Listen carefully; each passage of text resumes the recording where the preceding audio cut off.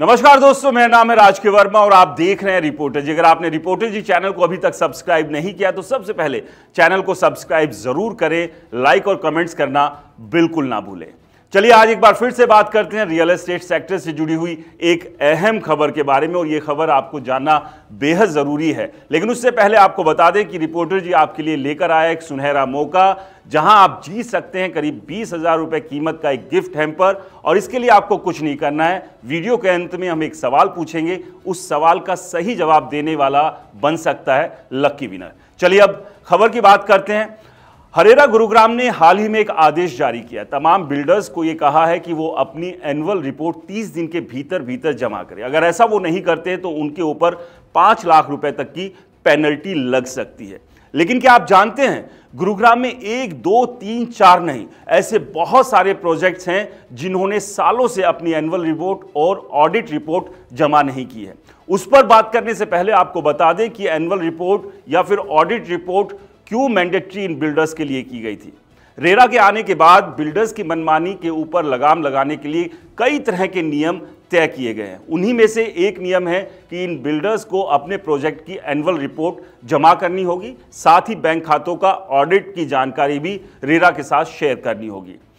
Annual report में builder यहां पर यह बताएगा कि उसके प्रोजेक्ट की प्रोग्रेस कहां तक पहुंची है, और साल में 4 बार उसे यह जानकारी रेरा को देनी होगी। दरअसल इस रिपोर्ट का मकसद यह है कि बिल्डर और अलॉटी के बीच एक ट्रांसपेरेंसी रहे, अलॉटी को समय समय पर यह पता लगता रहे कि जिस प्रोजेक्ट में उसने पैसा लगाया है उसकी कंस्ट्रक्शन कहां तक पहुंची है, और इसी मकसद से यह नियम तय किया गया। लेकिन इस नियम की धज्जियां लगातार बिल्डर उड़ा रहे हैं, और गुरुग्राम में यह नंबर सैकड़ों में है।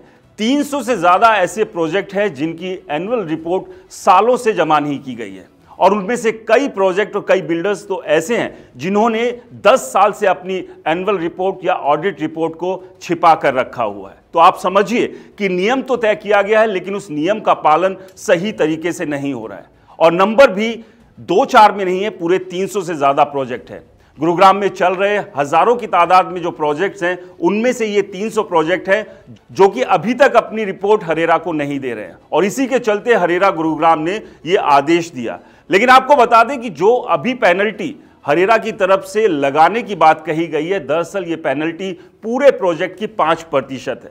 वैसे हरेरा के पास ये अधिकार है कि इस पेनल्टी को कम और ज्यादा कर सकता है, और यही वजह है कि फिलहाल अभी जो नोटिस दिया गया है इन तमाम बिल्डरों को जिन्होंने अपनी एनुअल रिपोर्ट जमा नहीं की है, 5 लाख रुपए पेनल्टी की बात की गई है। लेकिन क्या इस पेनल्टी से ये ऐसे बिल्डर जो मनमानी कर रहे हैं वो सुधर जाएंगे? क्योंकि ये नंबर कम नहीं है, ये नंबर बहुत ज़्यादा है। अगर 300 प्रोजेक्ट की एनुअल रिपोर्ट्स जमा नहीं हुई है तो ये अथॉरिटी को भी सोचना होगा कि एक्ट में जो प्रावधान किया गया है उस प्रावधान के मायने क्या है।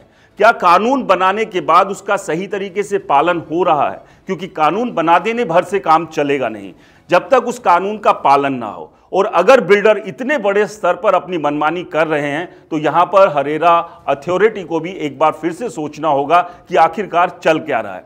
गुरुग्राम में एक के बाद एक कई प्रोजेक्ट्स आ रहे हैं, लेकिन अगर ये बिल्डर इन प्रोजेक्ट्स की ट्रांसपेरेंसी नहीं रख रहे हैं तो इसका मतलब यही है कि सीधे सीधे जो खरीदार हैं, अलॉटी है, उनके साथ धोखा हो रहा है। और इस धोखे पर ही लगाम लगाने के लिए हरेरा को अब कुछ बड़ी सख्ती करने की जरूरत है, क्योंकि मात्र एक आदेश भर या नोटिस भर जारी कर देने से काम चलेगा नहीं। क्योंकि अगर सालों से ये अपनी एनुअल रिपोर्ट जमा नहीं कर रहे हैं तो आप समझिए क्या इस आदेश देने के बाद ये तमाम बिल्डर अपनी एनुअल रिपोर्ट जमा कर देंगे? क्योंकि ये नंबर 300 से ज़्यादा का है। ये बिल्कुल वैसे ही है जिस तरह से हरेरा ने 200 से ज़्यादा अलग अलग मामलों में अरेस्ट वारंट बिल्डर्स के खिलाफ जारी किए थे, और ये बिल्डर्स की संख्या भी करीब 20 के आसपास थी जिनके अलग अलग प्रोजेक्ट्स को लेकर शिकायतें हरेरा में की गई।